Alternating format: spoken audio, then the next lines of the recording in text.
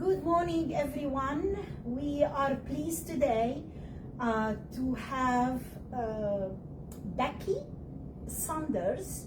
She is the founder and CEO of UpsideDown Moment, which is I'm curious to know about how this title come up, to tell us a little bit about this wonderful organization.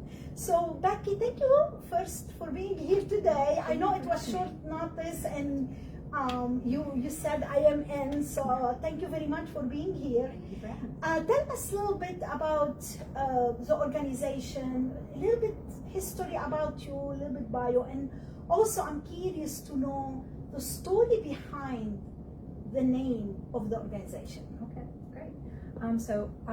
My husband and I decided to be foster parents back in 2018, and we went through the certification, and there was this little girl in a video, this little blonde-headed girl, and she would carry a garbage bag with all her stuff, and she would go to placement, dump out the garbage bag, and then if she was moved, she'd stuff all the stuff back in the garbage bag and move it, and I cried. I was like, oh my gosh, that is heartbreaking. And after we became certified foster parents, I asked the trainer, I said, is there something that we can do besides being foster parents? Can we do something else to help the children? And I said, is there any clothing closet around?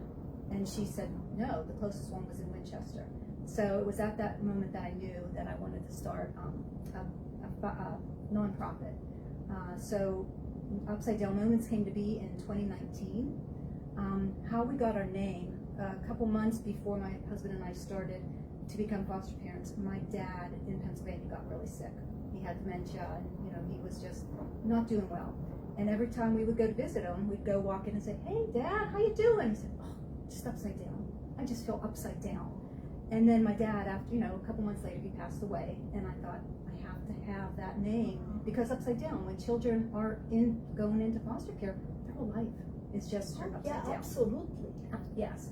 So I had one name. I'm like, well, I can't call it upside down, So sadly enough, my mom, after my dad's passing, because they were together for 66 years, she started, going downhill. And my sister and I would go up to Pennsylvania every weekend to visit her. And going up in the elevator, we would say, oh, I wonder how Mom's going to be today. Is she going to have a good day? Is she going to, not? We'd get off the elevator, we'd see her, she'd be good. We'd go to lunch, we'd come back, and it was like a different person. And then we realized you have to enjoy the moments. It's not so much the day, the months, it's the moments of life that you have to enjoy and care about. So that's how I came up with UpsideDown Moments. And then my daughter drew the logo when she was 18, and I said it has to have a cardinal, because cardinals, when they say when cardinals are there, angels are near. So I just needed the cardinal and those words, and it just kind of brings my family into my nonprofit. What a great story! Wow. So you opened 2019. 2019. So basically, you're pretty much 6 years. Yes, but right before COVID. Oh. Yes. So I just, we were doing that first year. I don't want to say we were doing well, because you can't compare doing well when a child is doing bad. Absolutely. But we were able to support the children in foster care, which there weren't so many children going into foster care at that time. And that's where I want to come to ask you. Tell us a little bit about the organization by itself, and what is the process? How, talk to us about a little bit about the programs, and what is the process? Who are you guys? Like how this will work? Because you're very unique of what you do too. Thank you very much. So the process, since my husband and I are foster parents, we have many relationships with the folks that work at Department of Family Services, like the caseworkers, the managers. Plus, we also have a lot of friends who are foster parents. So how the process works is when a child is entering into foster care, we will get an email, a call, something from the Department of Family Services saying, we have a child, this is the age, this is the gender, they're entering into foster care, can you put a bag together? So that's where our emergency bags come from. It's for the children in their first couple of nights. And my husband and I being foster parents, we have had children come in the middle of the night with only the clothes on their backs. They have no pajamas, no toothbrush, no comforting, nothing to comfort them. No stuffed animals, because they're just kind of picked up and taken. So we're hoping to make a dent in that, like to change that and kind of give the child back some normalcy, some dignity, that we give them 2 weeks of clothing, a stuffed animal, a book, a game, hygiene items, a quilt. We partner with Station Stitchers who give us quilts, and we put it in a duffel bag instead of a garbage bag. And then the caseworker will come and take the bag to the child. Wow. So is that a requirement you work with only as age, or it doesn't matter? It might be 17 years Oh, old. we've had a lot of 17-year-olds. It's any age. Usually the children in foster care are infants. They can be, just born up to 18, and that's the typical age. But then we work with the aged out foster youth from the ages of like 18 up until like in their later 20s. And those children, you would think, they're out of foster care. What do they need help with? But those children, I think those young adults need it more than the little children going into foster care, because and I have to think of this as terms of my children. So my son is 18, my youngest son. And when I think of him, he's graduated, he's, going to start on his own. But there are times that he fails, he falls, and he comes back to us and says, Mom, I need this, or can you help me with this, or help me open my banking account, help me learn, just different things he needs. Yeah. And these young adults, when they age out of foster care, sometimes they don't have the adults that they can turn to and say, I need help. So we kind of like to help them also, and we have set up several programs specifically for the aged out youth. We have the Vehicles Empowering Hope, which we just started last year, and the program, we provide them transportation needs. Like, we'll help them with bus tickets, we'll help them with gas cards. We've paid some like insurance, like if the aged out foster can't pay their insurance payment, their car payment. We've done repairs for cars. There were 2 this year that were over $2,000. But if you think, these young adults are trying to make ends meet, and sometimes they're working 2 jobs but not making a lot of money. When they get this, this emergency car repair, that can, the stress. Absolutely. Oh yeah, the stress of trying to figure out where am I going to get this money. Yeah. So we have a process that they can go and register and walk through. We ask them, are you do you have a job? Do you have a home? We ask them all these questions because we're not just, we want to help, but we want to make sure they're helping themselves also. Yeah. So with the Vehicles Empowering Hope, we make sure that they know that they are required to do a workshop in like a basic budgeting workshop, and then a car repair maintenance workshop, because we want to have them, give them stability. Yeah. And then help them, fix a budget. Okay, this surprise $2,000 repair came up, but how can I be prepared next time? Yeah. So, and we've helped 11 young adults this year. Since we started last year, 11. Some of them we've helped more than once. And this weekend, we're super excited. We are giving away our first donated vehicle to an aged out youth. Yes, we are super excited. Thank you for doing that. Yes, thank you. We're excited, and I think the one thing that warms my heart the most is when I asked this young man, what does this car mean to you? What does it do? And he said, it's freeing. He gets to get in the car and go visit friends and family that he hasn't seen in years. Yeah, so that, to me, that is it makes my heart feel full. Absolutely. Yeah. Absolutely. So that is and then we do have another vehicle that we just got donated to us. So Okay. we have to get that. And then how we figure out who gets the vehicles is we work with the caseworkers. We'll ask the caseworkers, do you have a young adult who you feel could benefit from a vehicle? Like, are they too far away from their work? Or, do they have kids? Do they need to get to doctor's appointments? And, just something that we need to know about them so that we can definitely find the person who most needs. Yeah. And then we have Seasonal Basics, which came about, my church, Flourish United Methodist Church, used to do, like they did Grace Ministries, and they used to have a clothing piece of it. Well, when COVID hit, they kind of got rid of the clothing piece of it. So I thought, maybe I'll reach out to them and see if we can take on that clothing piece of it. So we reached out, and we've been doing it. This is our 2nd year. We have helped this year 552 kids and 202 families with our Seasonal Basics. And the people they go on, it's children in foster care, their parents, it's at-risk youth, and caseworkers can kind of fill out the forms for the parents that they're working with, and the family liaisons at the schools. And we usually give, it's kind of similar to the emergency bags that we give to the children, but it's more like a week's worth of clothing, and it's a hygiene bag for the whole family. And then we do that in April and in October, so we just had it last weekend. And then we have a back to school, it's like back to school boutique. Yeah. And this year we were partnered with Evergreen United Methodist Church in Leesburg. And we had, it was it was a free shop. So the parents got to come in and bring their kids, and they got to pick out outfits for their first week of school and backpacks full of supplies. And we had a couple selection of shoes and coats for them to pick also. Wow. And I think we had we served 91 kids that day. And it is a lot. But one day. Yes. The thing that touched me most about the day was two things. There was one little child that came in, and the person that was volunteering with us was their teacher. And they went over, hey, and they gave him a big hug, and they were like, I didn't know you were going to be. And it was just so sweet to know that this teacher is taking her time to help this child, to be there for this child when they come and pick out the books and backpacks. And then another was a young teen who was volunteering with us. His mom had told me that he didn't want to go. He said, what am I going to do there? I'm not going to do anything. And it's not going to be, I don't like this stuff.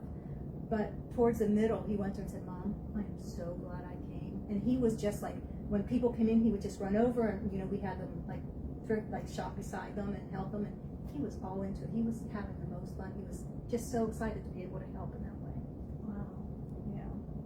Wow. And then we also, for the other thing we do for the children that are aged out is we do a move-in service. So it's kind of like assisting them with their move-in. We started this program last June. We've already helped 14 young adults enter their first apartment. And when we got all the furniture, which the community, we couldn't do it without community because they provide us so many donations. It's amazing. We provided them with furniture, pantry items. We stocked their cabinets. We give them household goods like decorations for their walls, silverware, plates, pots and pans, just everything. And we do an Amazon wish list for that. Yeah. So, but we take used items too. Yeah. So we have the option. Condition. Exactly. Yeah. Exactly. So those apartment is how do you choose them? Because you won't help them. You just basically the first step to get them in and have all the stuff. But as far as rent and they choose the apartment, or you have a partnership with some kind of specific apartment partnership to get them in, or how this will work? That's a really good question. No, as of right now, we don't help with finding houses, and we don't help with rent payments. Yeah, we just so that would can't do that. So usually these children are from, like I said, the aged out foster youth, and they get housing vouchers. Yeah. Yeah. So they have a list. Yes, they have a list of apartments they can choose from. Plus, they can get they can find another one and kind of present it to see if fits in the criteria that they can use. And then they go in it. And once I had this person reach out and said that they just moved in, and I said, oh, do you need anything? They were living in an empty apartment. And I was like, oh my gosh, how can you live in an empty apartment? So we, within a week, we had furniture, and we moved it in for them, and they had everything that they needed. Like I said, this community is amazing. Yeah, and this is where is my second question, because everything costs money, right? Everything you're saying that it's a load on cost, on money, on a nonprofit organization. Do you partner with businesses, or do you depend more on grants and donors, and how just for the people who are listening right now, if they want to help, so what is you depend the most on this? Up until now, this year, the Vehicles Empowering Hope and the Move-In were just the new ones, and they are ones that do require some cash sometimes. This year is the first time we're writing grants. So we haven't won any yet, but we just filled out a couple last month. So we're hoping for grants. We get a lot of just money donations from individuals. We've done the Give Choice 2 years in a row, and in fact, that's how we got the money to start Vehicles Empowering Hope. Was from that, and then also this year, the Give Choice provided money towards our Vehicles Empowering Hope. Yeah. Like we're very, very small nonprofit. Yeah. We do. It's just. But you do help a lot, though. I mean, we it's we try. It's a good for you said 90 kids in one day. That's really amazing. Yeah. Well, the donations. I mean, the clothing donations. Like we have a couple churches that do clothing drives for us. We have like schools that'll reach out and do drives for us. The YMSL group, Ashburn and Foxmill, they are doing donation drives for us.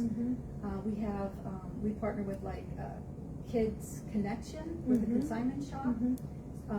Other consignment shops, give like us what about clothing. Women Giving Back? That would be a good partnership with them too. Yeah. The Women Giving Back. Yeah, we haven't really looked into it because they kind of do the same thing that we do. Yeah.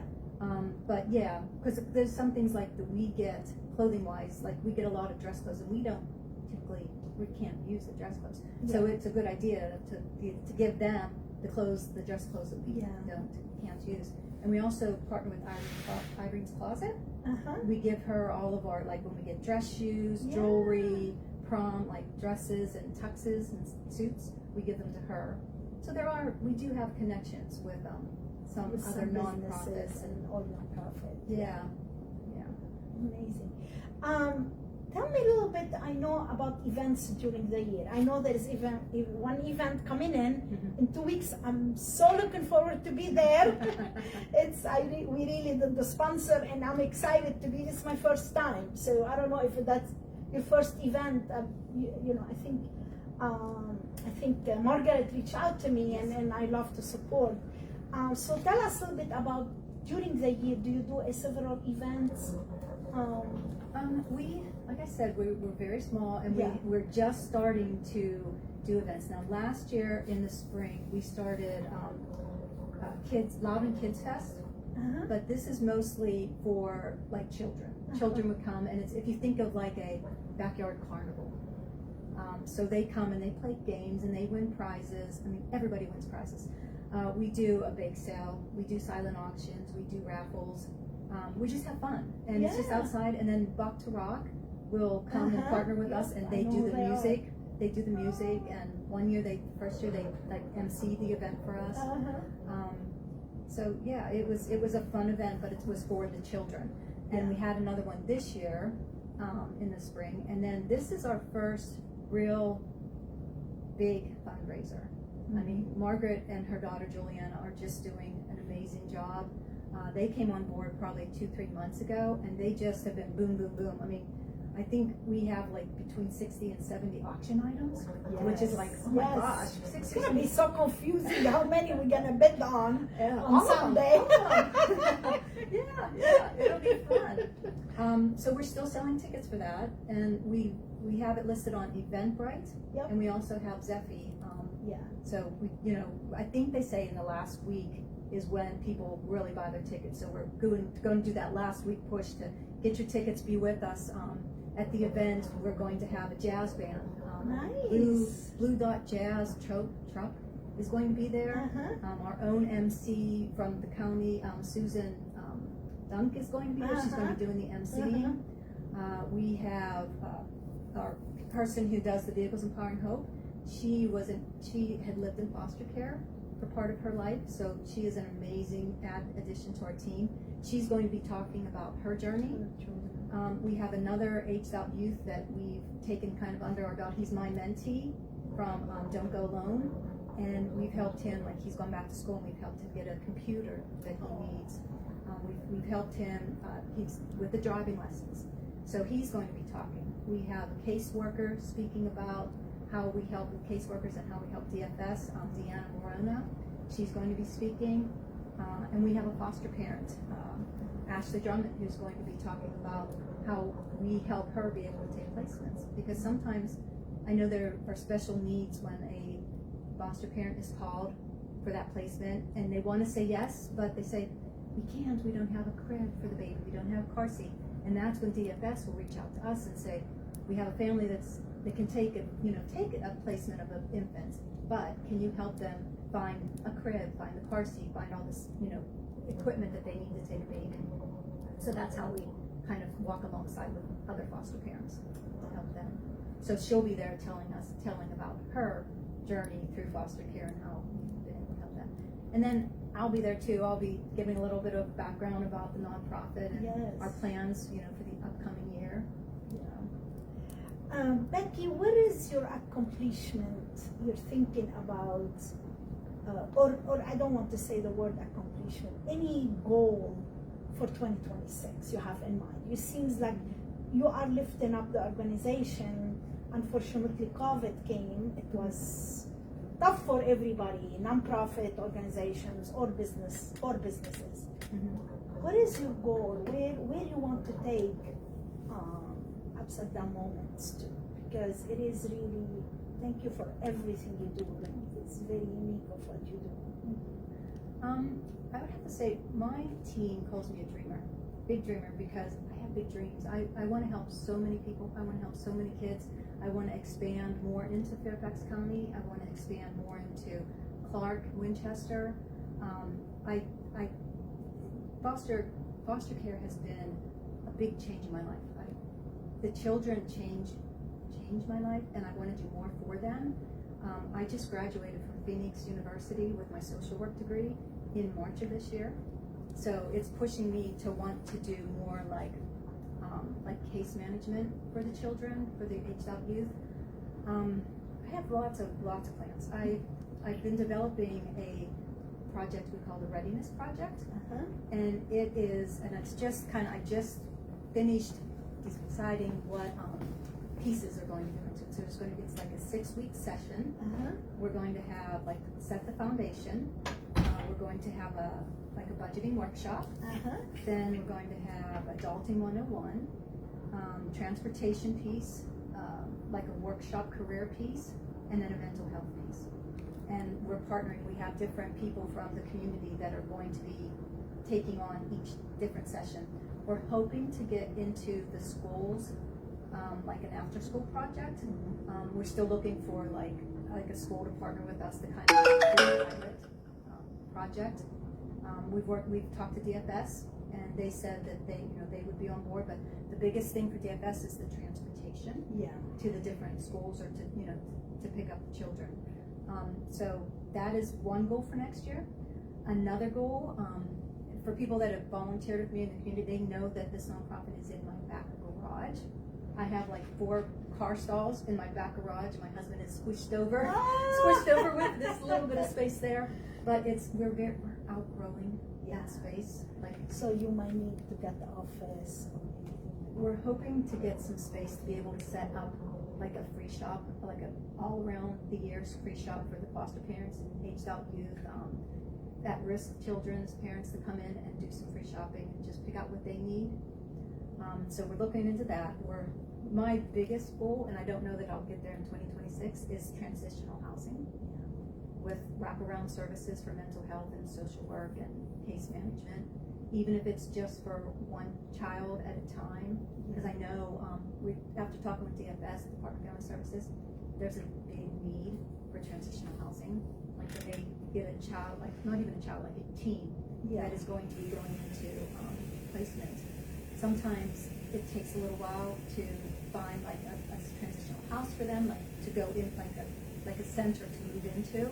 So we want to kind of be there to be that in-between place where that child, that young adult can come, and we can help them set goals for them.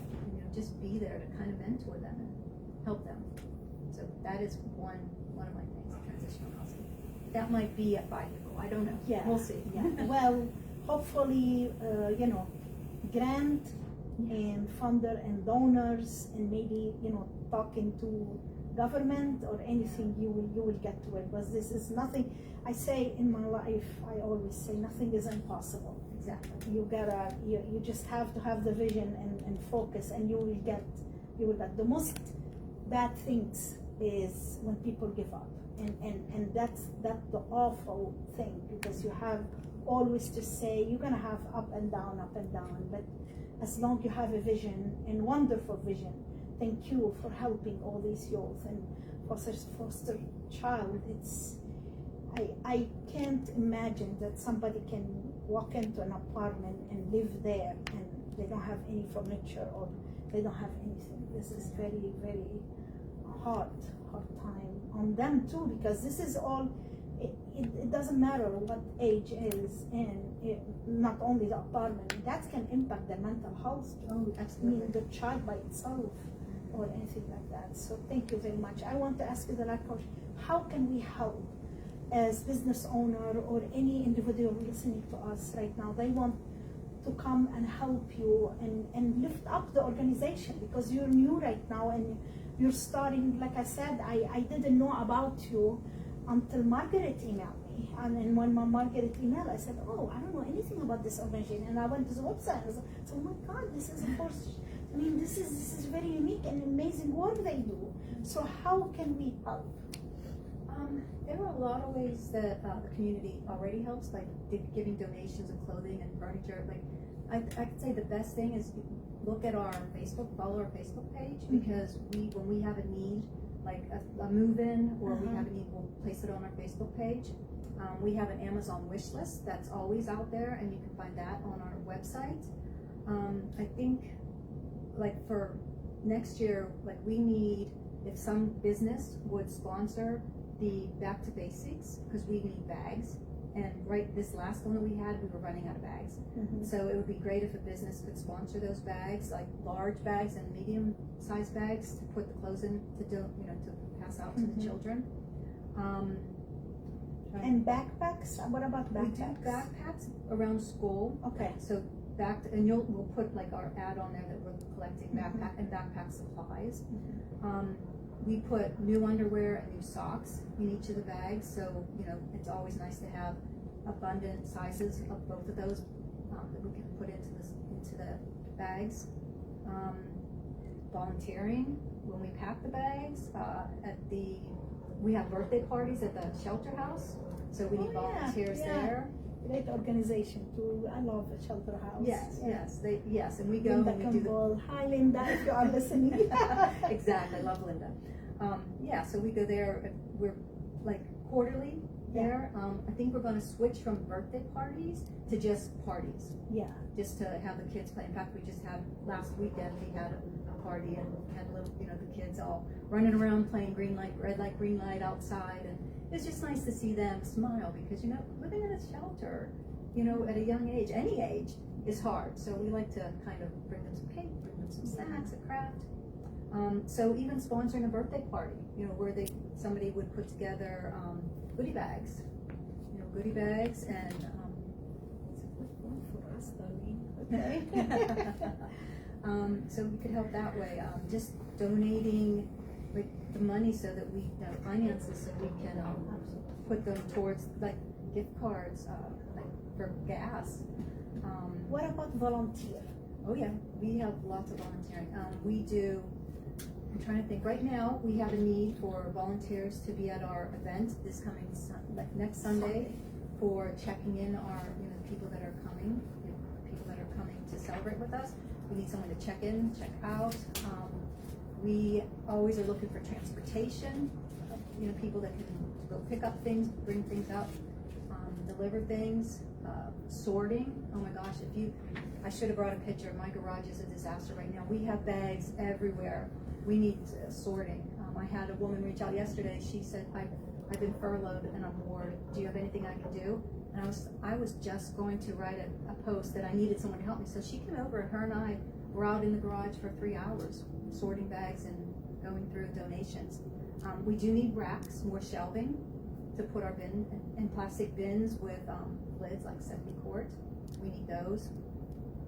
Wow. Yeah. Okay. That's our list, big list. Yeah. Becky, thank you very much for your time today. Keep up the good work. This is amazing what you're doing, you and your husband, and hopefully, we all of us will come with you and we lift up and we help you, because what you're doing for kids and youth, it is very important. So thank you very much again, and we appreciate your time today. I appreciate you taking the time to invite me here. Thank you. Thank you very much. Becky.